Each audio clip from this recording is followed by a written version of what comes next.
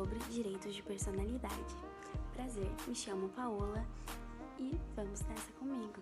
Em questão do direito de personalidade, temos 4 tipos principais a qual ele se remete: privacidade, corpo, imagem e nome. Neste assunto, aprenderemos sobre sua história, aonde começou, como começou e tudo mais. Aprenderemos seus dispositivos legais. Ainda sobre direitos de personalidade, aprenderemos cada uma das suas características, que também questão a seu conceito. O que seria esse tal direitos de personalidade? Vamos aprender sobre tudo isso nesta aula. Olá! Seja muito bem-vindo ou bem-vinda ao Gabaritando em Civil. Meu nome é Tatiane e a aula de hoje é sobre os direitos de personalidade. Primeiramente, devemos entender o que são eles. Os direitos de personalidade são características, são direitos inerentes à natureza da pessoa humana. Ou seja, um conceito que poderíamos atribuir a isso são um conjunto de atributos de uma pessoa. Ou seja, aquilo que dá valor intrínseco a ela. Parece confuso, não é mesmo? Mas ficará mais fácil, eu prometo. Primeiro, para entendermos essa ideia de valor intrínseco, basta apenas tomarmos como base os conceitos que Luiz Roberto Barroso dá para valor intrínseco. Valor intrínseco, ele denomina como um status, digamos assim, que dá a condição de ser humano, que distingue ele de outras espécies. O conceito que está aparecendo aqui embaixo é este. Basicamente, é entender que os direitos de personalidade, eles condicionam a existência humana, eles condicionam o caráter humano da pessoa. Para adquirir esses direitos, não precisa gastar nada, não é oneroso, como um carro, por exemplo, ou uma casa, que para você adquirir direitos sobre ele é necessário você gastar. Os direitos de personalidade, pelo contrário, basta apenas você nascer. Exatamente. Toda pessoa tem, basta nascer. É gratuito e originário. Começa com a pessoa desde o início, desde o nascimento, e vai até mesmo depois da morte, como vamos discutir em capítulos posteriores. Como vimos que os direitos de personalidade ocupam uma importância muito grande na nossa vida, temos que ter em mente que, claro, estão positivados em dispositivos legais. O primeiro deles é na Constituição Federal, no artigo 5º, 6º e 7º, exatamente no rol dos direitos fundamentais, visto que tanto os direitos fundamentais quanto os de personalidade condicionam a existência humana, certo? Primeiramente, vamos dar importância ao artigo 5º, inciso 10. Este aqui. Podemos perceber que não está tipificado, não está taxado, mas sim exemplificado quais são eles. Também estão presentes no Código Civil de 2002, dos artigos 11 ao 21, exatamente um capítulo somente para direito de personalidade. Porém, o legislador ele não se ocupou em estar explicando cada um, mas apenas exemplificando. Podemos entender que no rol desses artigos do Código Civil estão exemplificando. Por exemplo, nos artigos 11 está as características, no 12 está como se dá a tutela desses direitos, no 13, 14 e 15 fala-se do corpo, da integridade física, do 16, 17, 18 e 19 fala-se do nome, no 20 a imagem, do 21 a privacidade. Então, para aí, quer dizer que apenas temos esses 4 direitos de personalidade? Não. Os direitos de personalidade eles são bem mais amplos do que isso. Os direitos de personalidade, eles conseguem, cada uma dessas características conseguem abarcar um grande rol de direitos. Por exemplo, o nome consegue abarcar a identidade e outras coisas, a privacidade, a intimidade e outras coisas que irão surgindo, como podemos e vamos explicar nos capítulos posteriores desse vídeo. Bom, sobre a nossa introdução é isso. Mas vamos nos encontrar em blocos seguintes para discutir mais sobre os direitos e personalidade. Até lá!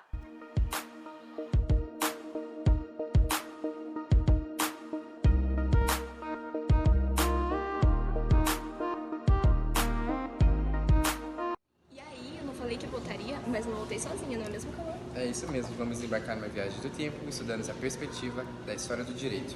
É isso aí, vamos apertar os cintos e vamos embarcar nessa viagem.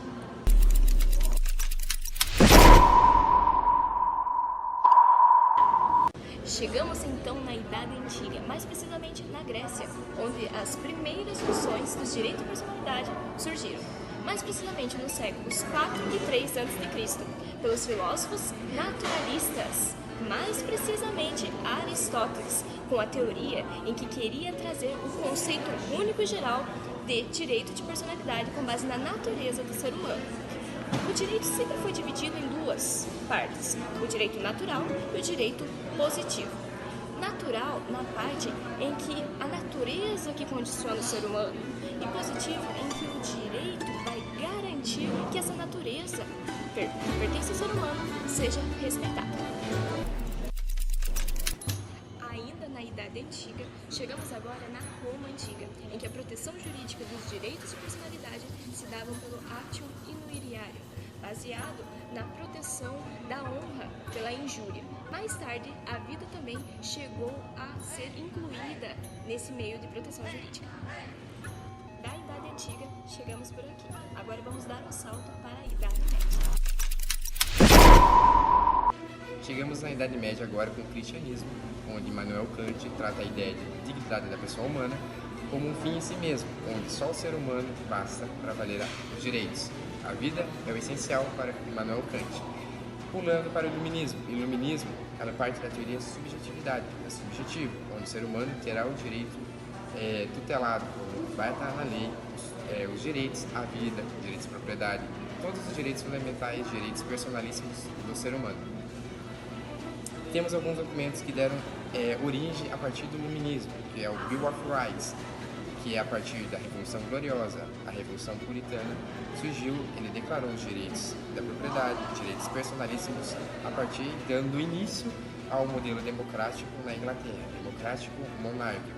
Surgimos também do direito ao homem e do cidadão, que surge a partir da Revolução Francesa, onde os burgueses, o proletariado e a igreja depuseram o rei, o monarca, certo, do poder dele. Também temos a Declaração dos Direitos do Homem, que surgiu a partir dos direitos do homem cidadão, que teve muita influência na Revolução Francesa, nos direitos da proclamação da Declaração dos Direitos ao Homem, que é o famoso Direitos Humanos, declarado pela ONU em 1948.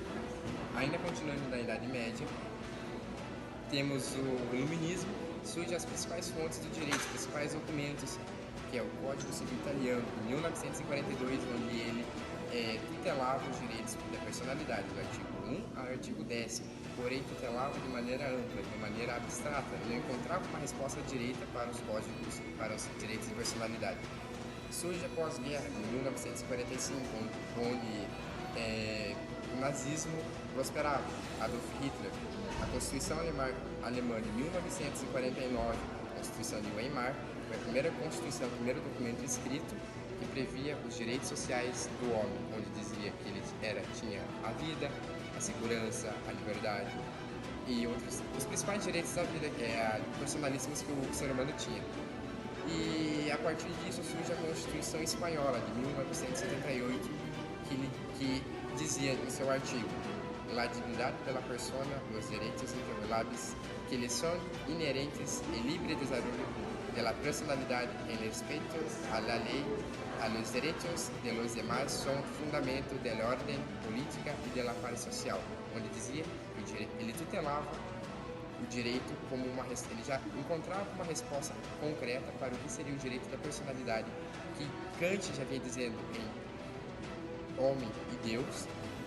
A Constituição Espanhola tira essa ideia de homem e Deus e coloca uma resposta mais concreta. Partindo agora para o direito lusitano brasileiro. em que se referia ao período colonial, mais precisamente a Constituição de 1824. Os direitos de personalidade não eram retratados de uma forma taxativa e nem de uma forma exemplificativa. Na verdade, ele só apresentava a proteção jurídica desses direitos pelo acto imobiliário. Isso da mesma forma como vimos na Roma Antiga. Partindo agora para o Código Civil de 1916, em que também não contemplava os direitos de personalidade, apenas tinha um cunho mais patrimonial. Este tinha influência alemã e todas as garantias e direitos fundamentais do indivíduo estavam presentes na Constituição da época, que era de 1891, a Constituição Republicana. Mais tarde surge a ideia de direitos autorais, mas estes não passam a integrar o Código Civil de 16, apenas as Constituições de 1934 e 1946.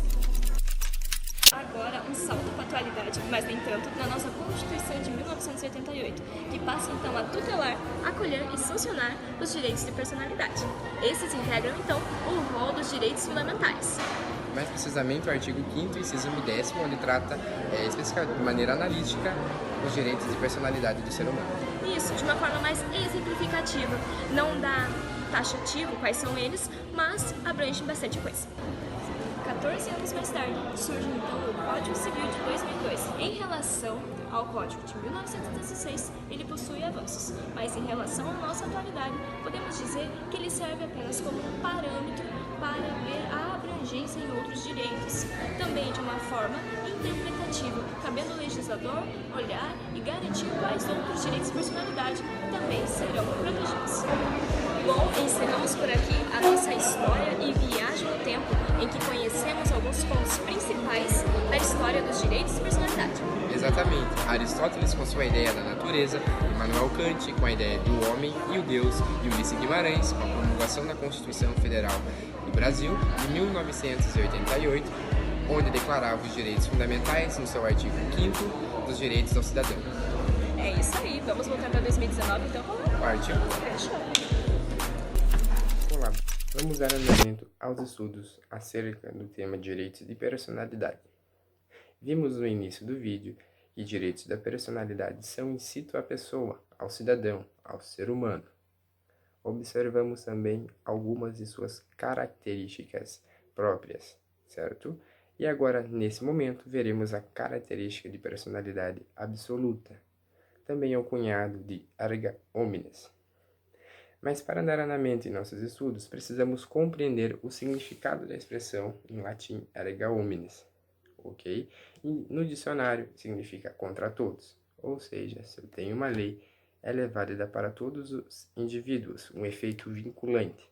Isso é previsto em nosso ordenamento jurídico. Veja, visto isso agora, podemos definir que os direitos de personalidade absolutos são que o titular de seu direito poderá exigir a respeitabilidade da comunidade em que vive, ou seja, ele poderá exigir que as pessoas o respeitem o seu direito a que lhe pertence, ok?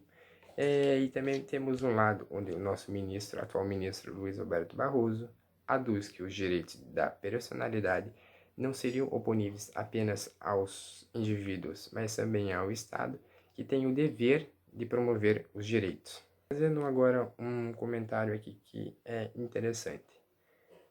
O caráter absoluto, oponível erga omnes, limita também o próprio titular de seus direitos, certo? Ou seja, eu, o meu direito à vida, não poderia abdicar a minha integridade física para, por exemplo, vou tirar um dos meus órgãos, o rim, para fins lucrativos. O direito é absoluto. Eu não posso ferir a minha integridade física. Eu não posso ir contra a vida.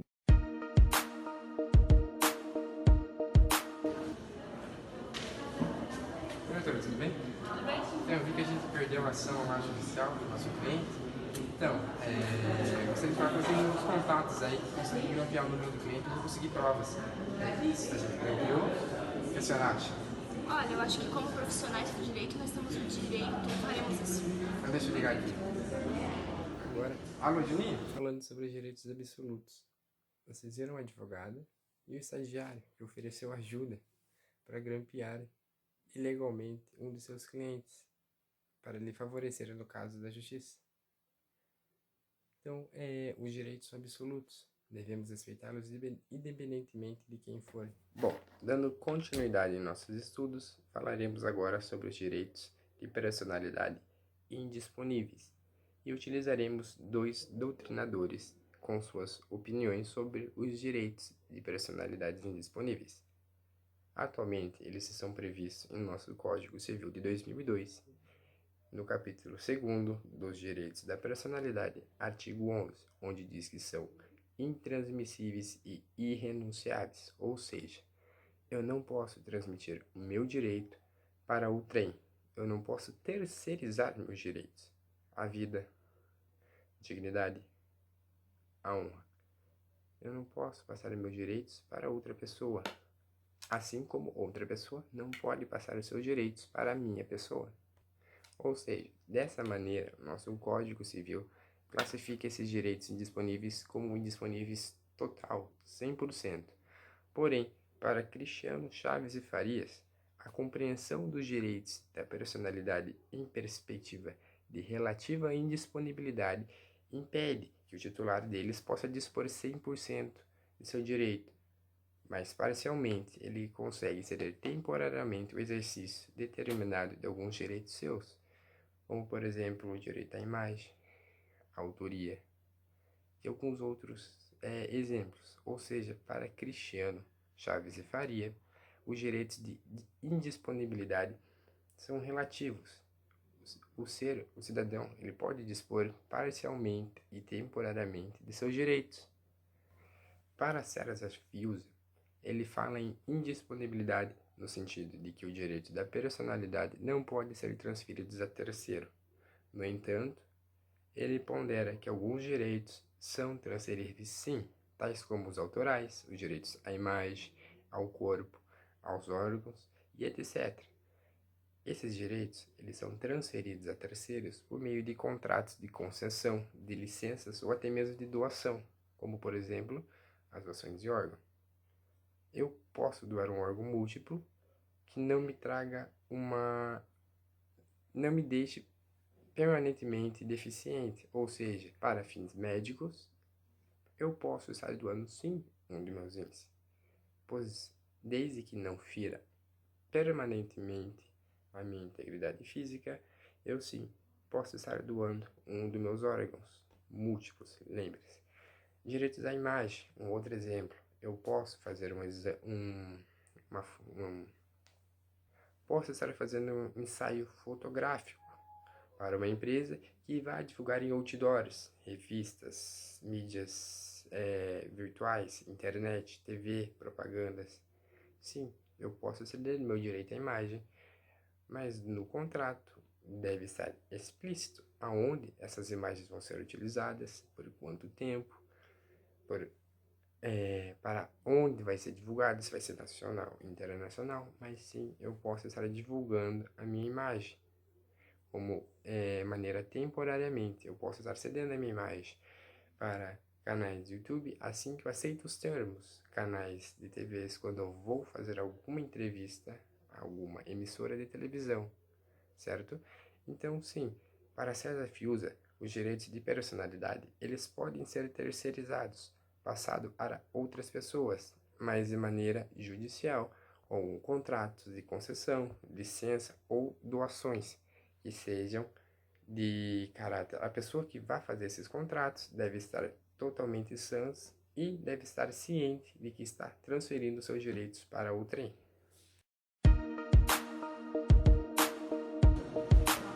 E aí, cara, você viu um novo videogame que lançou da Sony? Mano, é esse aqui, o Play 5, né? É esse mesmo, velho. Eu vi que vai custar uma grana esse negócio. Sério?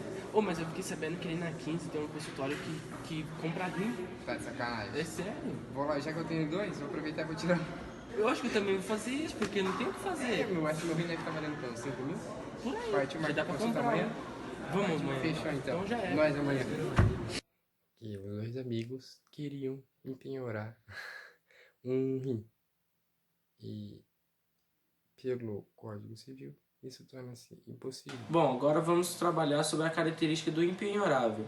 Ou seja, você não pode disponibilizar os seus direitos através de pagamentos de contas.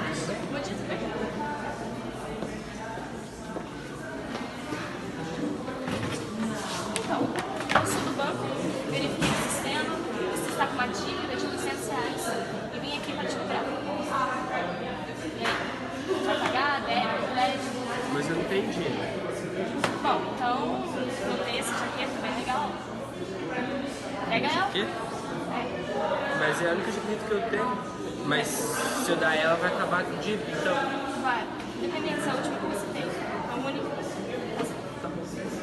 Temos a cena do empenhorável, que é a parte em que o Luiz e a Tati fazem em conjunto sobre um banco, onde o banco vai até a casa de Luiz, recolhe suas roupas de convívio, roupas que ele usa no dia a dia, para penhorar a sua dívida. Isso não pode, porque tudo que é caracterizado como essencial para a sua dignidade, para o seu convívio humanitário, tudo isso é simplesmente impenhorável no direito e na dignidade da pessoa humana. Também vamos falar sobre as características indisponíveis, ou seja, você não pode disponibilizar os seus órgãos ou algo do tipo para você comprar alguma coisa. Agora, a história foi uma chatice, cara. Vontade de viver uma brecha. Ele podia me ajudar, né? Como é que pode ajudar, mano? Ah, isso eu tava pensando aqui. Eu tenho 2 dias, certo? Então, se comprar um meu, faço um 30 pra você agora. 30? Faça um Mastercard. Vamos ver. Aí, Mas você faz em duas? Eu tô sem dinheiro. Faça em 3 pra você, porque você é gente boa, ainda não cobra nem juros. Não, então pode ser. Desce uma beira aí pra ele. Valeu, amigo. Show. Dando continuidade às nossas cenas de direito de personalidade, onde os dois amigos Luiz e Cauã estão comercializando um rim, mais precisamente do Cauã, para tomar uma cerveja e tal. Isso tudo não é válido pela lei, porque você tem os seus órgãos como características essenciais para a vida e dignidade da pessoa humana. Você não pode comercializar nem disponibilizar órgãos vitalícios, órgãos a qual fazem integração no convívio do ser humano. E por fim, quando falamos de direito de personalidade e vemos o vitalício, vemos que você não pode estar denegrindo a imagem da outra pessoa após o falecimento. Você não pode estar nem expondo a imagem das outras pessoas após o falecimento sem o consentimento da família. Vemos isso na cena em que o Luiz e a Paola fazem sobre o velório de Robson. Agora que o Robson morreu, cara, eu vou falar uma coisa pra você. Pode falar. Esse ele é um chato. Mano, eu fiquei sabendo que ele roubava a mercadinha da Dona Janaína. Oi, de novo. Eu vou falar um pouco sobre as características dos direitos de personalidade. Eles são extrapatrimoniais, ou seja, eles estão fora do seu patrimônio. As cenas que nós elaboramos, eu vou explicar cada uma delas para ficar mais claro para vocês.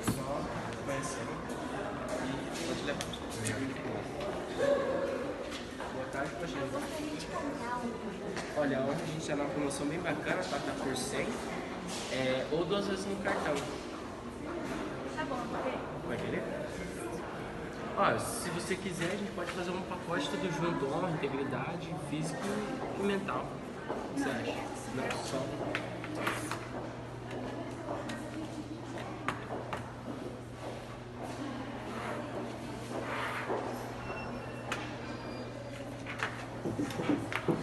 Declara honrado. A primeira cena diz respeito às características de extrapatrimonial que um comerciante vende seus direitos de personalidade, como honra, vida, e uma cliente disse que a sua honra ia expirar. Isso é impossível, porque os seus direitos são extrapatrimoniais. Vocês não podem simplesmente comprar uma honra. Nossa, minha honra vai expirar. Não tem, isso é impossível. Então, por conta disso, essa cena tá errada. Outra característica é intransmissíveis, que o seu direito é intransmissível, você não pode transmitir para outras pessoas. Por exemplo, ele não pode transmitir. Então, eu não posso transmitir o meu direito. Eu tenho direito à imagem. Eu não posso transmitir a minha imagem a alguém. Eu posso fazer um contrato falando que eu deixo a pessoa usar minha imagem, mas eu não posso transmitir. Se você gosta do seu nome, olha, passando bem, não gosto não, porque pior que eu também não. Vamos trocar? Vamos então, fechou. Nas características diz que seus direitos são intransmissíveis. E a cena diz: duas amigas estavam a caminho da biblioteca e uma delas fala: eu não gosto do meu nome, eu quero trocar. E a outra fala: vamos trocar. Isso não pode, porque você não pode transmitir o seu nome para outra pessoa. O seu nome é seu. Não pode transmitir simplesmente: não quero mais. Não, isso é impossível. Então, por conta disso, a cena está errada. Como discutido em cenas anteriores, o direito de personalidade detém diversas características presentes no artigo 11 do Código Civil. Uma delas é que os direitos de personalidade são ilimitados, ou seja, não tem como você contar os direitos de personalidade, não tem como você definir quais são eles. Eles têm uma tessitura aberta, embora eles estejam exemplificados no código, eles não vão estar escritos, são esses, são esses, são esses. Não, conseguimos extrair a ideia de corpo, nome, imagem e privacidade, mas só temos esses direitos? Não, esses direitos vão se expandir e vão abranger diversas outras áreas. Não se limitam a um rol taxativo. Tá? Então, não adianta eu procurar no Código Civil, na Constituição, algo que me diga são direitos de personalidade, porque eu não vou achar. Além também deles não se prender apenas ao rol desses dois dispositivos legais, como também se está em leis esparsas que estão regulando os direitos de personalidade. Vamos então analisar a cena que vai passar agora para a gente discutir um pouco para entender melhor essa ideia de limitados.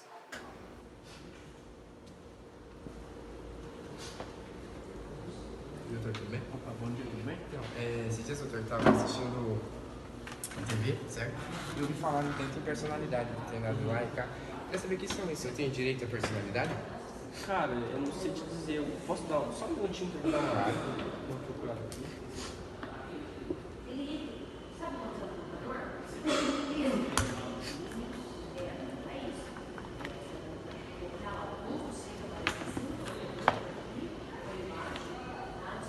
Cara, olhando em tudo aqui, os livros, tudo, você não tem não. Não tem direito? Nossa, então muito obrigado então, valeu. Tchau, tchau.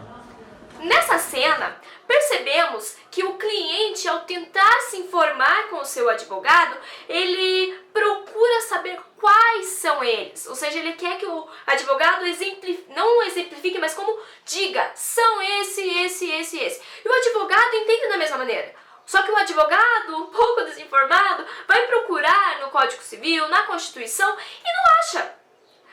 Mas no Código Civil tem um capítulo de direito de personalidade. Com certeza tem, mas não vai estar escrito exatamente quais são eles. E é esse o principal erro do advogado ao procurar e ainda ao dizer ao seu cliente que por não ter achado quais são eles listados, ele não tem.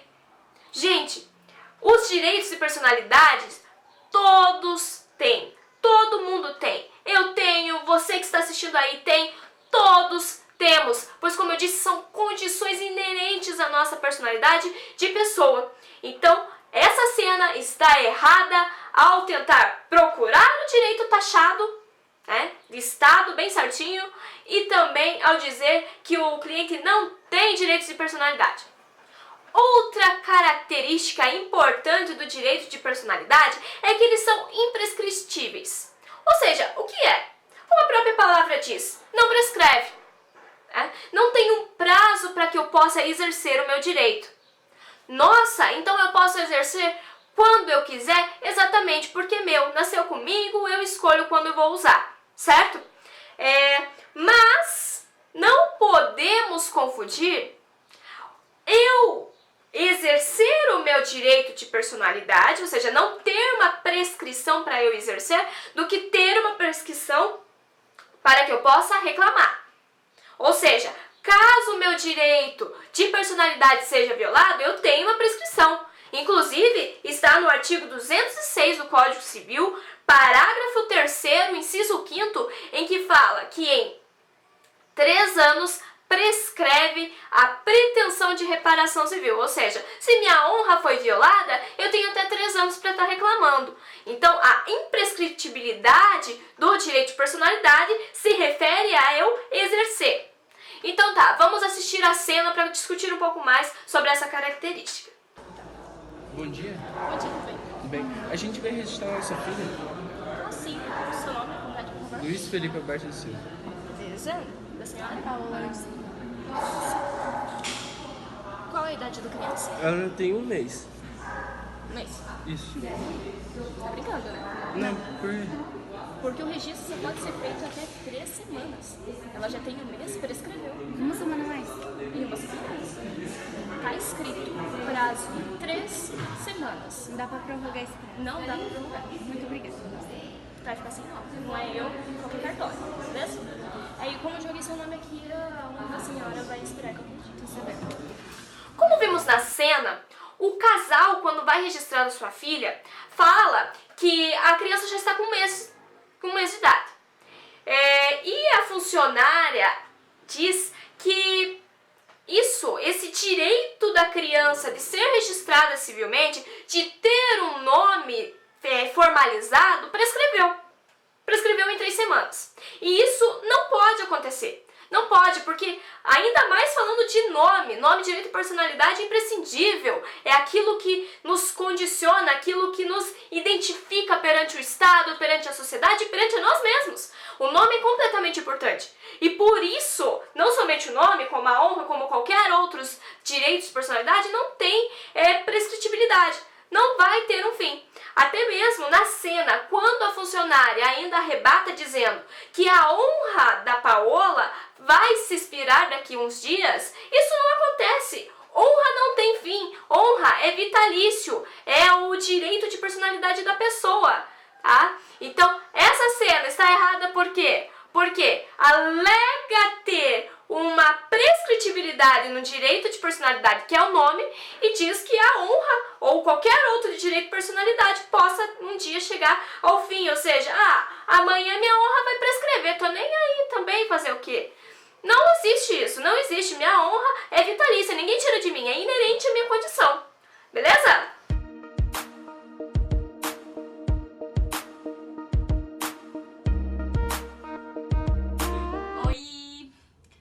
Com vocês, eu falei que ia voltar, não é mesmo? Eu voltei falando sobre direitos de personalidade que está previsto no artigo 12 do Código Civil. E vamos destrinchar esse artigo. O artigo 12, na primeira parte, diz ameaça ou lesão do direito de personalidade. Ameaças não houve a consumação ainda. E lesão é que já aconteceu a consumação. O artigo 12 diz: pode-se exigir que cesse a ameaça ou a lesão a direito de personalidade e reclamar perdas e danos sem prejuízo de outras sanções previstas em lei. Se ramificaram as medidas judiciais, que são preventiva, comitória e repressiva. Preventiva já é pressuposto que ocorra a prevenção do direito de personalidade. Por exemplo, impedir a publicação de algum livro não autorizado. A repressiva, assim como o nome já pressupõe, ela reprime a lesão do direito de personalidade. A cominatória é a multa quando ocorre a lesão. Por exemplo, multa diária para a pessoa que tem um vídeo proibido na internet. Outras medidas judiciais que são previstas na Constituição habeas data, habeas corpus, mandato de segurança, mandato de injustiça. Continuando com a proteção dos direitos de personalidade, inicialmente a proteção dos direitos de personalidade era exclusivamente do direito público. Porém, com o passar do tempo, ele foi se desenvolvendo no direito privado. Porém, já o direito privado instalava a relação do ordenamento jurídico entre particulares e Estado, ou particulares e particulares. A segunda parte do artigo 12 é reclamar perdas e danos. O que seria isso? Se você é roubado ou algo assim, você tem o direito de reclamar porque é seu direito de personalidade, porque estão previstos em lei. Dando continuidade, né, na contextualização, as principais características do direito de personalidade é absoluto e subjetivo, ou seja, sempre o seu direito de personalidade vai ser efetivamente concreto, sempre, sabe? E subjetivo, porque não tem como você exteriorizar os seus direitos de personalidade. Você não pode abster do seu nome, você não pode abster da sua identidade. Então, assim, o direito de personalidade ele sempre vai ser absoluto e subjetivo. Vamos falar sobre o princípio da dignidade da pessoa humana e como é que este princípio se comporta frente aos direitos de personalidade. Primeiramente, eu gostaria de indicar a vocês a leitura do livro A Dignidade da Pessoa Humana no Direito Constitucional Contemporâneo, de Luiz Roberto Barroso. Mais precisamente o capítulo 2, A Natureza Jurídica e o Conteúdo Mínimo da Dignidade Humana, em que a nossa aula foi embasada. Para começarmos, gostaria de ressaltar que a dignidade da pessoa humana é uma cláusula geral. O que isso significa? Que ela age como um princípio norteador. Pensamos da seguinte forma: mesmo os direitos de personalidade presentes em dispositivos legais, quanto na Constituição ou principalmente como no Código Civil, do artigo 11 ao 21, percebemos que eles estão exemplificados e não taxados. Tá? Isso mostra que eles têm uma tessitura aberta e a dignidade ela vai agir nessa tessitura aberta de uma forma bem ampla e abstrata, orientando a forma que esses princípios de personalidade vão estar atuando. Ele possui uma característica que é a interpretativa, ou seja, a dignidade da pessoa interpreta os direitos de personalidade para que eles possam ser colocados em ação. Ou seja, a dignidade acima de tudo. A dignidade vai olhar pelo nome. De que maneira? Um nome, por exemplo, que ofenda a pessoa. Ah, posso chamar meu filho de Rio de Janeiro? Não, você não pode, porque vai estar ofendendo a personalidade, ou seja, a dignidade dessa pessoa. Certo? Também temos que essa dignidade ela faz parte do núcleo essencial dos direitos fundamentais. Lembrando então, como já vimos anteriormente, que os direitos de personalidade também integram os direitos fundamentais. Então, a dignidade, ao ser o núcleo essencial dos direitos fundamentais, também são dos direitos de personalidade. E devo também ressaltar a visão filosófica de Immanuel Kant, ao falar sobre a dignidade da pessoa. Para ele, toda pessoa é um fim em si mesmo. O que isso tem a ver com o que estamos falando? Porque como toda pessoa é um fim em si mesmo, ela tem que ter essa personalidade com dignidade. Entende? Também quero ressaltar Barroso ao falar que dignidade não há um conceito transnacional. Isso quer dizer, não tem como eu dar um conceito para dignidade. Assim como não tem como eu mostrar quais são definitivamente os direitos de personalidade. Por quê? Porque a dignidade ela age como uma cláusula geral. Ela é abstrata, ela é ampla. Ela vai estar ali abrangendo todos os direitos de personalidade, assim como os direitos fundamentais. Abrange todas as qualidades e as questões que são inerentes à pessoa. E como já vimos anteriormente, inclusive na introdução comigo mesmo, que os direitos de personalidade são direitos inerentes à condição humana. E a dignidade é isso.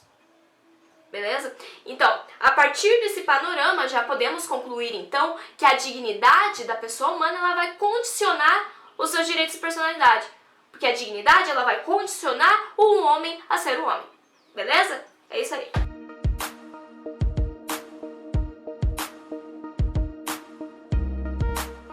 Bom, agora trataremos sobre o direito ao corpo. Dois elementos especiais, o corpo vivo e o corpo morto. Ambos possuem previsão legal no nosso código, certo? Mas agora, em via de regra, trataremos do primeiro elemento, o corpo vivo. Nesse sentido, é disponibilizado, é previsto em lei, no artigo 13º, artigo 13 do vigente Código Civil, certo? Que diz: salvo por exigência médica, é defeso o ato de disposição do próprio corpo quando importar diminuição permanente da integridade física ou contrariar os bons costumes, certo? Ou seja, salvo por exigência médica, eu não posso estar abdicando, disponibilizando o meu corpo, ferindo a minha integridade física, psíquica, mental, minha dignidade. Ou seja, a não ser que seja para princípios médicos, eu não posso me mutilar, eu não posso me sodomizar, eu não posso permitir que me batam por puro prazer, não posso me indignizar, criando termos aqui.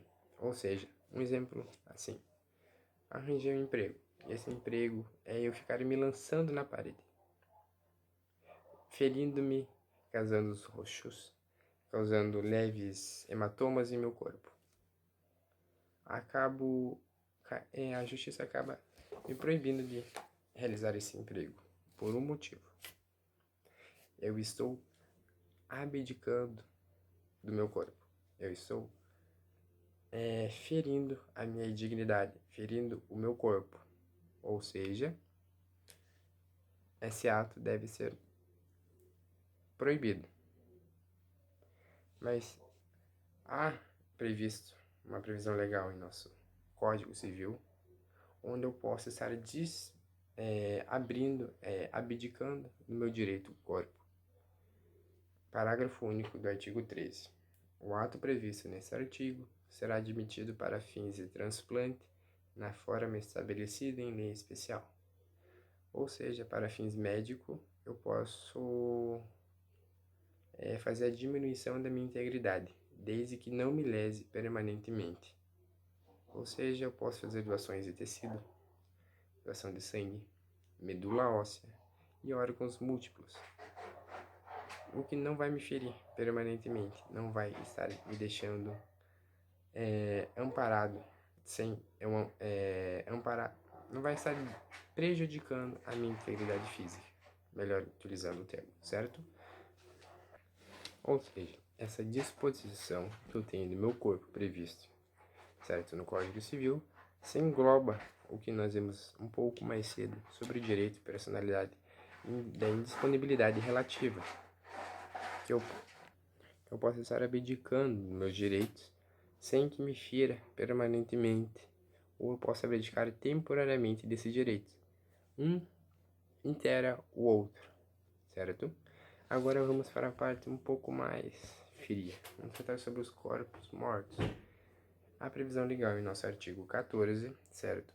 É válida com objetivo científico ou altruístico a disposição gratuita do próprio corpo, no todo ou em parte, para depois da morte. Parágrafo único. O ato de disposição pode ser livremente revogado a qualquer tempo. Ou seja, eu posso fazer o que bem entender, deixando claro em testamento o que fazer ao meu corpo. Posso doar os órgãos, em caso de morte encefálica declarada. Posso doar o meu corpo para a faculdade, para fins de pesquisas, estudos. Posso doar o meu corpo a um museu, o que me impediria. Desde que eu deixe claro no testamento, eu posso estar fazendo o que bem entender o meu corpo após a morte, certo?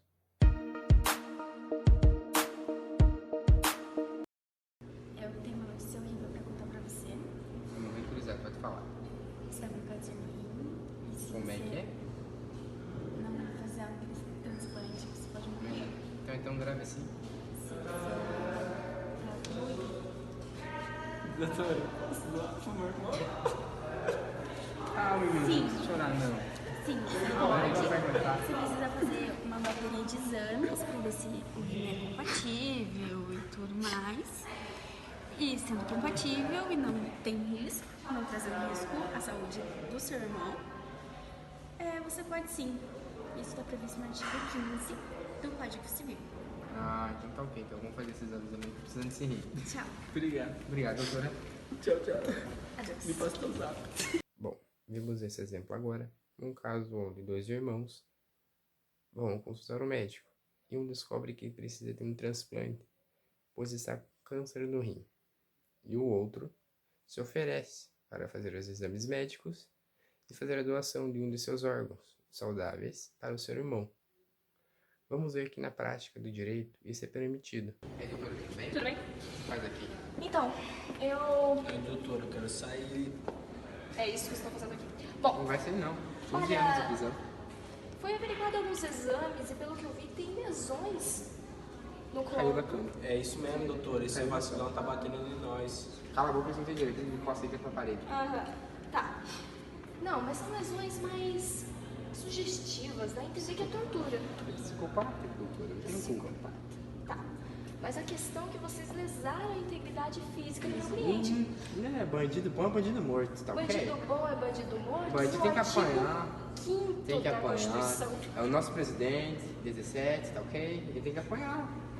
É assim a vida do bandido. Para de debochar de mim. Estou falando da Constituição, artigo 5º. Está lá. Tortura não pode. Então entra com o processo. Além de lesar a integridade física, um direito de personalidade do meu cliente. Então entra com o processo e preso já tem aqui.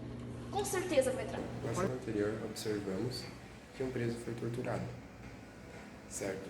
Feito isso, vamos entender o porquê da discussão do advogado com o diretor, porque ela quer processar o presídio e o diretor por tortura mediante o artigo 5º da nossa Constituição, sobre a integridade do corpo, a integridade física.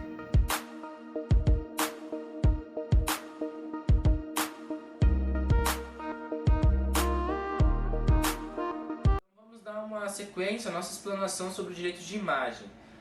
O direito de imagem, de acordo com a Constituição, ele é irrenunciável. Ou seja, você não pode disponibilizar sua imagem a alguém, você não pode transmitir, nem tá comercializando integralmente a sua imagem. Ela é vitalícia, ou seja, você pode estar utilizando a sua imagem para comercializar, para licenciar a sua imagem durante sua vida. Ela é vitalícia, ou seja, você não pode ter a sua imagem explanada após a sua morte, né? Os exercícios de direito de personalidade sofrem limitação voluntária, que quando você acaba por falecer, acaba todos os contratos encerrados por terceiros. O direito de imagem, ele é previsto no artigo 5 da Constituição Federal, que desde 1988, e bem como no Código Civil atualmente, certo? Apesar do direito de imagem ele ser bastante a característica própria do direito de personalidade, ele tem como abranger, né? Ele tem como destacar a sua imagem em prol da comercialização, ou seja, o indivíduo ele consegue estar comercializando a sua imagem no intuito lucrativo, seja ela um youtuber que está comercializando pro YouTube, um artista, todas essas pessoas públicas, elas exteriorizam a sua imagem, a sua vontade de se expor em prol de um fim lucrativo. Nem sempre é um fim lucrativo, mas são maneiras por meio de contratos que você deixa a sua imagem ser usada por terceiros. Agora eu vou estar citando e falando, explanando, né, sobre a violação dos direitos de imagem, a qual o artigo 5 da Constituição Federal garante. Além de você estar a exposição, além de não ser por meio de contrato, não ser permitido pela pessoa, né? Pode ser por abuso de contrato, ou seja, A partir do momento que um contrato expõe a mais do que deveria, isso já está violando o direito de imagem. E o critério para isso são indenizações, né? Caso que tenha essas violações. Algumas normas gerais, a Constituição mesmo já fala sobre essas violações, certo? Os danos que ocorrem podem ser os danos morais e danos patrimoniais. Tanto eles são vinculados ao direito de imagem. Fique com os exemplos a seguir. Calma, nós precisamos conversar. Não precisa fechar, cara, eu já sei. Sabe o que? Tá tirando? Cara, a gente precisa conversar. Eu sei que foi você que fez o Facebook fake meu. Era pra zoar, era pra te tirar, velho. Eu não gostei, cara. Você tá integrando minha honra. Denegrindo. Não precisa Cara, brincar, mas tá ok. Cara, Tá ok. a explicação da cena se dá por onde tem duas pessoas, a qual uma utiliza a imagem da outra para denegrir no Facebook. O que vem se tornando bastante comum. E por fim, quando falamos de direito de personalidade e vemos o vitalício, vemos que você não pode estar denegrindo a imagem da outra pessoa após o falecimento. Você não pode estar nem expondo a imagem das outras pessoas após o falecimento sem o consentimento da família. Vemos isso na cena.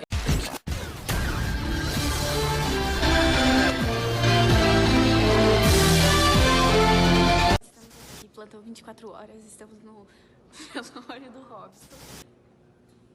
A gente, com circulação de informações, soubemos que ele roubou muito. Vamos. Você é irmão do Robson? Sim. É verdade que ele roubava? É o quê? Como é que é? Fora aqui, digamos, seus opressores. Uma livre. Ele roubava. Sai fora. Da mesma forma que a presença do retratado em ambiente público, seja a pessoa que está publicando fotos, vídeos, imagens, prescinde de autorização, né? De uma forma ou de outra sempre tem que ter uma autorização para a publicação, mesmo que não haja destinatário que possui notoriedade.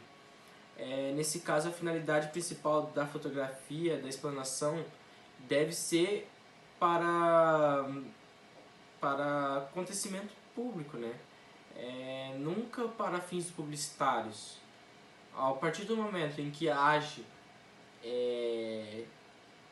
o retratado age em prol de benefício publicitário, aí já podemos encaixar que há violação do direito de imagem, mesmo que do Estado. São algumas exceções que temos na nossa Constituição. Contudo, devemos salientar que nem sempre o direito de imagem é absoluto. Existem exceções à proteção desse direito, certo? E essa exceção é no órgão público, ou seja, tudo que é referente à publicidade, tudo que é referente a Estado, não pode ser cobrado os direitos de imagem como dano moral. Devemos assim entender que tudo que é a presunção do interesse público, tudo que traz o interesse público, deve ser de livre acesso à população. Então não deveremos privar a explanação dessa imagem, desse órgão público.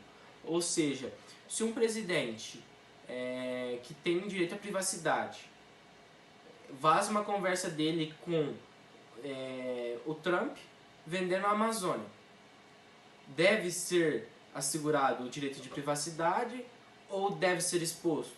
Deve ser exposto. Por quê? Porque é interesse público. E tudo que envolve o interesse público, a gente tem o total direito de nos salientar sobre isso.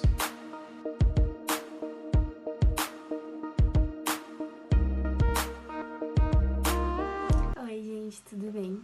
Hoje vou falar para vocês sobre o direito da personalidade em questão da privacidade.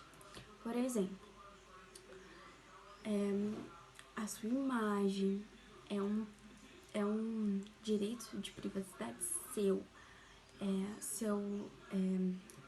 Sua vida privada, sua honra, sua intimidade, é tudo algo privado seu. Por exemplo, se acontece a violação do dano moral, você tem a possibilidade de ir na justiça e pedir os seus direitos. Por isso, estamos falando sobre todos os seus direitos de personalidade, que é imagem, dano moral e vários outros que serão citados durante o vídeo.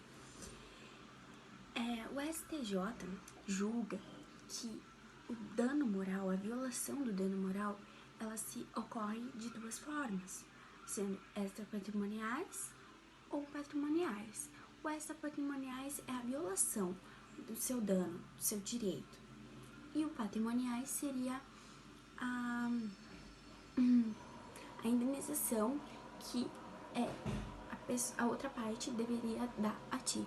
Por exemplo, a mídia coloca na TV, por exemplo, a sua imagem falando que você matou 500 pessoas, um monte de pessoas, beleza? Então você pode ir na justiça e falar, não, isso tá violando o meu dano moral, a minha imagem, e eu quero indenização. E eles, se for o juiz aceitar, você vai ganhar a indenização pelo seu direito que você tem de extra patrimonial. E o STJ, que é o Supremo Tribunal de Justiça, julga que você deverá ter a indenização. Todos esses elementos, eles estão previstos no artigo 5º, inciso 10 da Constituição Federal. Caso você ferir algo, imagem, honra, intimidade, vida privada, a pessoa que está sendo ferida pode ter uma indenização moral ou até patrimonial.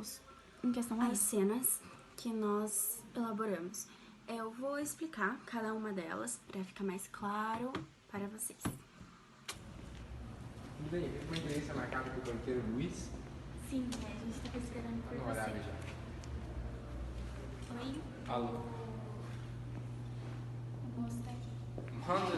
Manda entrar. Pode entrar. Ok, obrigado, licença. Tudo bem, seu Luiz? Boa tarde, sente-se. Tudo bem? Sotaque francês? Sim, cresci. Procurei na internet. Sim. Então, Cauã, né? Isso? Com o seu currículo, nós podemos ver, senhor se qualifique em nossa empresa. Tá certo. Só gostaria de saber se o senhor entende de direito de privacidade. Entendo sim, pelo artigo 5º, inciso 10, inciso 11º, todo ser humano, todo cidadão tem direito à privacidade, né? Aos dados, às contas, aos números, etc. Perfeito. Isso tá ok pra mim. Perfeito. Então, a vaga é sua. Ok, então muito obrigado. Amiga, que chefe muito bonito. Sério? Olha, amiga, derrubou a caquinha. Não, pega. Luiz, olha, vamos procurar aqui. Procurei. Ai, achou? Será que eu mando mensagem? Olha, amiga, manda. Vamos ver se ele tá online. O que vocês estão fazendo? Olha, vou te contar uma coisa engraçada. O que aconteceu? Esse também derrubou a carteirinha Esse dele. aqui? Esse daí. Ela apaixonou. Sério?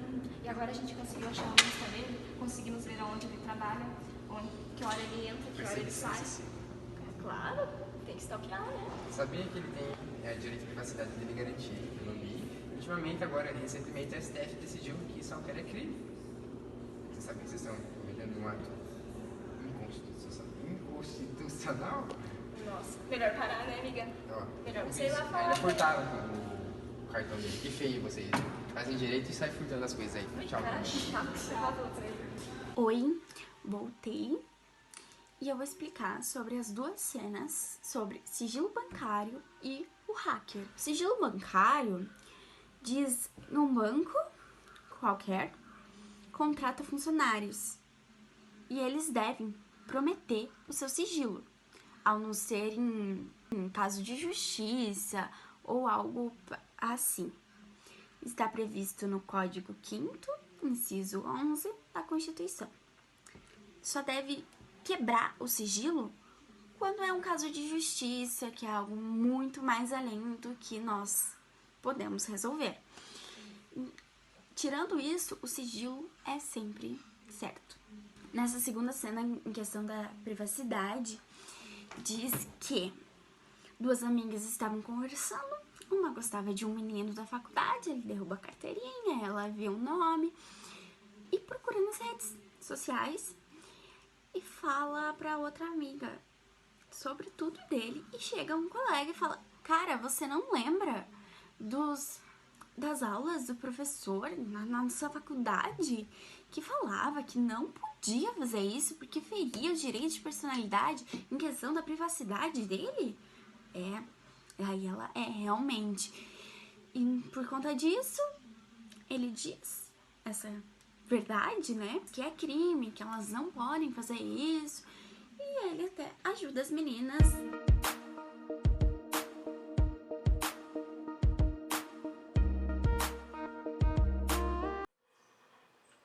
Vamos falar agora sobre o direito de personalidade no nome da pessoa.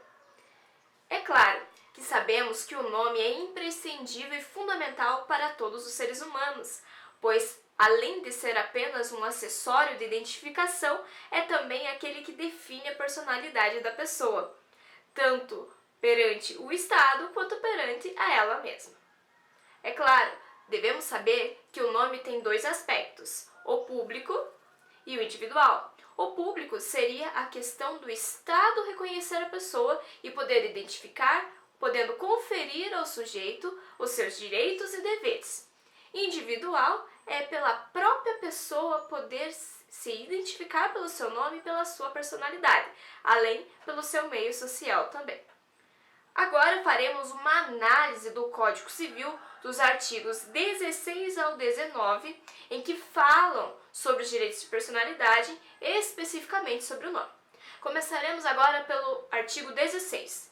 Toda pessoa tem direito ao nome, neles compreendidos prenome e nome. Assim compreendemos então que o nome nada mais é do que o prenome, ou seja, o primeiro nome, podendo ser simples ou composto. Simples, como por exemplo Cauã, ou composto, como Luiz Felipe. O sobrenome é o nome de família, podendo ele ser também simples, apenas Anjos, ou composto, Santos Vieira. Uma pessoa também pode possuir o agnome. O agnome ele serve para distinguir e diferenciar a pessoa cujo nome é igual a algum ente da família e sobrenome também. Por exemplo, neto, filho ou Júnior. Quanto à alteração do nome, o sobrenome podemos entender que é mais difícil, visto que é um nome de família, como vamos entender melhor daqui a pouco. O nome, ele em tese, é mais fácil de mudar, porém, é claro, com algumas condições. Entende-se que o nome ele é imutável, mas, como toda regra, tem sua exceção. É claro, pode ser alterado quando comprovada a sua necessidade ou quando estiver condicionado a uma das questões que serão discutidas agora. Quanto à alteração do prenome, vamos explicar de uma maneira mais dinâmica, por meio de cenas para que vocês possam compreender melhor a maneira e as condições que se dá para essa alteração. Mas claro, antes teremos um panorama geral de quais são essas condições. A primeira delas é o nome que expõe a pessoa ao ridículo, até mesmo ferindo a sua dignidade, como um nome bem bizarro, janeiro, fevereiro, entre outros. Erro de ortografia, um nome que tenha erro, por exemplo, Osvaldo, não poderá ser registrado. Compete ao funcionário do cartório até mesmo fazer essa correção. Em caso de homonímia, é necessário que haja alteração do prenome ou do sobrenome. Por quê? Homonímia é quando uma pessoa tem um nome muito comum, por exemplo, Maria, e um sobrenome também bem comum, Silva, por exemplo. E aí, mais de uma pessoa pode estar no meio e acabar sendo constrangedor, pois, por exemplo, um Estado vai trazer uma intimação para Maria da Silva e acaba confundindo. E até mesmo para que o Estado possa conferir direitos e cobrar obrigações, é necessário, então, fazer essa alteração. Ou colocando mais um prenome, ou adicionando mais um sobrenome de família. Outra questão é o apelido público e notório. Uma pessoa que é conhecida somente pelo seu apelido pode acrescentar ao seu nome ou até mesmo substituí-lo. Conhecido por outro nome. Qual é a diferença disso de apelido? Porque apelido é realmente aquilo que foi imposto. E outro nome é outro nome mesmo. Alguém que nasceu, alguém que no registro civil é Pedro, mas todo mundo chama ele de João. Então, a jurisprudência decide que pode até mesmo mudar o seu nome ou adicionar também ao registro civil. Quando fundada a coação ou ameaça, ou seja, em caso de testemunhas ou de alguém que esteja ajudando na apuração de um crime, é concedido ao direito a essa pessoa, até mesmo pela sua segurança, a alteração do seu nome.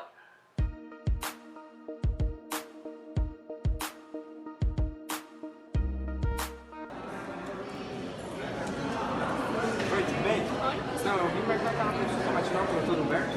Sim, seu nome completo, por favor? Hilário José da Silva Pinto.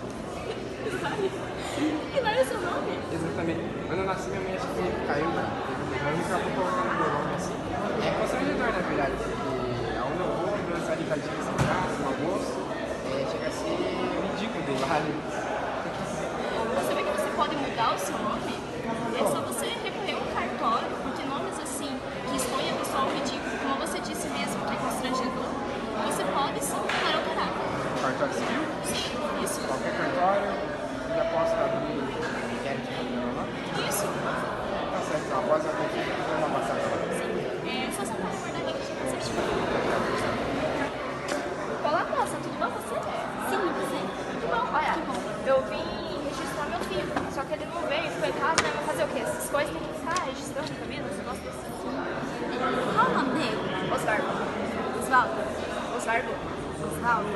Osvaldo. Ô, menina, analfabeta. Ai, já entendi. A senhora quer que eu coloque Osvaldo. Isso, aleluia. Mas esse nome não é possível. Nossa, que cartão. Não permite reserva grátis. Mas é uma ameaça. Ah, quer saber? Tchau. Boa noite. Olá, boa noite. Então, eu queria falar com o João. Eu? João da Silva. Eu? Ai, que eu tenho uma retificação judicial aqui. Registrou lá, cara? Sabe? Para casos desse tipo. É horrível. Vocês podem recorrer ao cartório, acrescentar um novo prenome ou até mesmo um sobrenome de família, para que situações como essa não se repitam. Ah, tá certo, tá certo. Boa noite. Você pode me dar uma informação? É duas princesas. Você conhece o Eduardo? Não, você conhece? Quem? Carlos Eduardo. Carlos Eduardo sou eu. Não. Licença. Claro que sim. Você é o Cadu. Cadu é meu apelido, tá maluco? Não, você é o Cadu. Carlos Eduardo é meu nome. E parceirinho, você é o Cadu, irmão. Mas por quê? Você sabia que você pode mudar o seu nome para Cadu? Não. Ou deixar só o seu apelido como seu nome? Sabe que a gente está muito feliz por adotar nossa filha.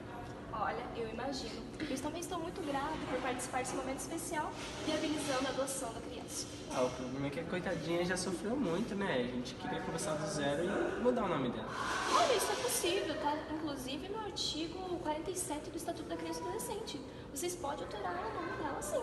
Sério? Sim. E aí, Abraço? Suave? Oi, prazer, Rafael. Meu nome é você. Pode falar que não, conheço você há 6 anos já. Você foi Rafael. Meu nome não é Rafael, meu nome é Rodolfo. Como? Rodolfo. Nossa, que situação estranha. Na verdade, pessoas que têm o nome conhecido podem alterar, sim. No caso, seu prenome é Rodolfo, isso? Isso. Você pode alterar para Rafael ou até mesmo Que é acrescentar. você acha? Que é você. Não, mas eu até entendo que pode acontecer, mas eu venho de uma linhagem francesa. Meu pai é Rodolfo III, eu sou Rodolfo IV. Mas a questão de Rafael você pode acrescentar no seu nome, porque ele, como disse, ninguém te conhece por Rodolfo. Prazer, Rodolfo. Prazer. Senhora Abigail, boa noite. O que faz aqui? São 11 horas da noite. Olha, eu preciso contar uma coisa. Certo, falar. Eu tô aqui pra isso. Depois que eu comecei a colaborar com essa investigação, eu venho recebendo ameaças. Você me assina então isso? Isso. Assim, vou fazer o seguinte pra você. Eu vou abrir um novo registro, uma nova carteira de identidade, CPF, um novo passaporte, certidão de nascimento, com nomes novos. E a Abigail vou colocar Creuza, pode ser? Creuza da Silva Santos. E Saura. Tudo bem? A gente disse essa postura no início, mas segurança prevalece, né? Então, você vai ser Creuza a partir de hoje. Nasceu em Rondonópolis. Tudo bem? Nada. E quanto ao nome social, o que seria isso? O nome social é a maneira como uma pessoa gostaria de ser chamada pela sociedade, ou seja, a maneira que ela julga adequada para que se refiram a ela. Pois isso, para entendermos, basta pensarmos que o nome ele é mais do que um acessório, mas e sim aquilo que designa a personalidade da pessoa, tá? Por exemplo, um apelido. As pessoas escolhem ele, tá? Escolhem. Mas a diferença de um apelido para o nome social é que o apelido você não vai ser chamado assim oficialmente. O nome social não. Eu escolho ser chamada assim e oficialmente eu também serei chamada dessa forma. Mas claro, não vai alterar no registro civil. O nome social é social, como o próprio nome diz. É só como a sociedade me vê. Vamos ter o caso então da famosa Anitta. O nome dela é Larissa de Macedo Machado. Ela acredita que é mais adequado para a personalidade dela Anitta do que Larissa. Mas é nesse quesito que acabamos entrando então na ideia dos transgêneros e travestis. Por quê? Porque, por exemplo, eu confundir o nome de Anitta por Larissa vai fazer uma diferença? Sim, talvez para a pessoa que está ali, porque ela não se identifica com isso. Mas no caso dos transgêneros, dos transexuais, já é bem mais complicado, pois eles não se adequam nem à identidade de gênero. Então seria bem mais complicado alguém que tem o nome social de Gisele eu chamar de Rogério. Seria bem mais constrangedor, até mesmo preconceituoso para a pessoa. E pensando nessa questão, o Brasil também adequa essa ideia dos transgêneros pelo decreto 8.727 de 2006, em que fala o seguinte no artigo 1. Esse decreto dispõe sobre o uso do nome social e do reconhecimento da identidade de gênero de pessoas travestis ou transexuais, no âmbito da administração pública federal direta, autárquica e fundacional, ou seja, o Brasil reconhece então o nome social dos travestis, dos transgêneros, em qualquer órgão público, qualquer órgão de uma forma mais formal. Não se prendendo apenas ao apelido, que eu só vou conversar, só vou chamar de chupim, por exemplo, o meu amigo no meio informal, no meio de uma conversa. E diferentemente, a pessoa que tem o nome social, ela vai ser reportada a si dessa maneira. Vai ser reportada como Gisele, se esse for seu nome social. E da questão dos transgêneros, também vai decorrer mais uma questão. Aqueles que querem mudar o seu nome no registro civil. Por quê? Porque depois de passar por cirurgia, é quase que injusto eles terem que permanecer com um nome ao qual não se identificam. Por isso, eles podem mudar o seu nome? Podem. Não há uma legislação que padronize essas questões, mas se pode ser julgado judicialmente. Algumas doutrinas, algumas jurisprudências julgam que a pessoa pode alterar seu nome, até mesmo porque ressaltam os princípios de privacidade, intimidade, constrangimento, até mesmo a dignidade da pessoa em ter um nome que ela realmente se sinta à vontade com ele. Mas, é claro, como toda teoria, como toda decisão, terá uma crítica, terá uma oposição. Então, tem também decisões que não deixam que a pessoa mude seu nome. Por quê? Porque eles utilizam fatores biológicos para explicar. Nasceu Rogério, vai morrer Rogério. Não importa o que você pensa, é isso que vai ser e ponto. Basicamente é isso, tá? E não somente ao nome, mas também quanto ao gênero, porque pegar uma certidão de nascimento e que diz que eu sou feminino, mas na verdade eu sou masculino, é meio complicado para a pessoa. Então o STF também tem decisões em que ele propõe que seja feita tanto alteração do nome quanto alteração do sexo da pessoa. Isso está no provimento número 73 de 2008, no artigo número 2. Vou ler para vocês. Toda pessoa maior de 18 anos completos, habilitada à prática de todos os atos da vida civil, poderá requerer ao ofício do RCPN a alteração e averbação do prenome e do gênero, a fim de adequá-los à sua identidade autopercebida. Ou seja, com este provimento, o STF profere então as pessoas para que eles possam estar mudando, alterando seu nome e seu gênero para aqueles que eles se sintam mais à vontade, aqueles que eles se identifiquem. Bom, acabamos de ver então como seria feita a alteração do prenome, do primeiro nome. E quanto ao sobrenome? Como eu já disse, alterar o sobrenome é mais difícil. Por quê? Porque vem da família, tá? Eu não tenho como tirar a Vieira do meu sobrenome, mas eu posso acrescentar mais um. Mas em que questões que eu posso acrescentar outro sobrenome? Em caso de casamento. Antes, o sobrenome ele era chamado de patronímico. Patronímico por causa do paters familia, né? A ideia do direito romano, paters familia. Então, a mulher, quando casava, ela adquiria o sobrenome do marido. Entretanto, como vivemos em uma sociedade onde os direitos da mulher e do homem são iguais, tanto a mulher pode adquirir o sobrenome do marido, quanto o marido também pode adquirir o sobrenome da mulher. Há casos até que a mulher recebe do marido e o marido da mulher, mas também há casos em que nenhum recebe o nome de nenhum dos cônjuges e permanecem com seus nomes de solteiro. Só não pode suprimir o nome, ou seja, como eu disse, eu não posso tirar Vieira, mas eu só posso colocar mais um, né? Na união estável também há essa discussão sobre acrescentar os nomes dos cônjuges. No artigo 57, inciso 2, Lei 6.015, fala que por decisão judicial é possível acrescentar o nome do cônjuge. Também para alteração do sobrenome está no divórcio ou separação, pois geralmente a pessoa, depois que se separa, depois que se divorcia, ela quer voltar com o nome de solteiro, ela quer retirar o do cônjuge, quer retirar o do parceiro. Isso também causa uma alteração do sobrenome. Em caso de adoção, também é um quesito para que possa ser alterado o sobrenome.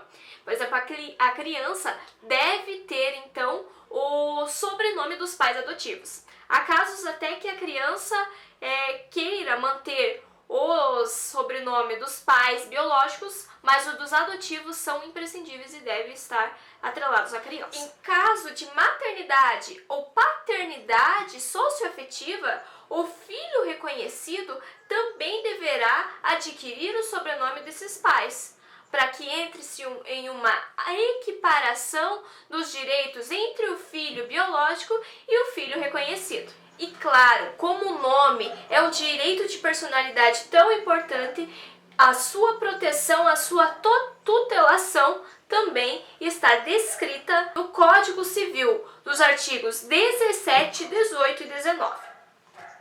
O primeiro é o artigo 17, em que diz: o nome da pessoa não pode ser empregado por outrem em publicações ou representações que exponham ao desprezo público, ainda quando não haja intenção difamatória. Ou seja, eu utilizar o nome da pessoa, por exemplo, em uma matéria de jornal. Esses jornalzinhos de cidade pequena. Digamos que ocorreu alguma coisa, o jornal pega e fala: Tatiane fez isso. Embora não esteja com uma intenção difamatória por parte do jornal em falar meu nome, ainda assim ele não tem direito de utilizá-lo sem o meu consentimento, sem a minha autorização. No artigo 18, sem autorização não se pode usar o nome alheio em propaganda comercial.